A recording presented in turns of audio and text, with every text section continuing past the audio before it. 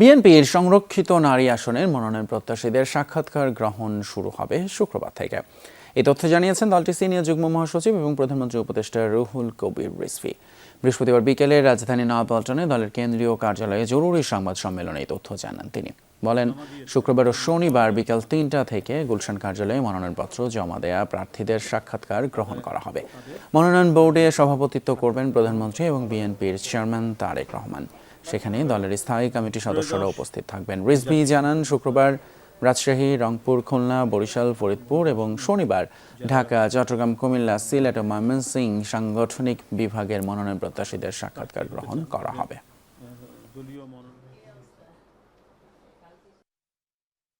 আগামীকাল শুক্রবার ৩টা থেকে এবং আগামী পরশুদিন শনিবার ৩টা থেকে যারা মনোনয়নপত্র জমা দিয়েছেন, দলীয় ফর্ম যারা জমা দিয়েছেন তাদের করবেন, সাক্ষাৎকার গ্রহণ করা হবে।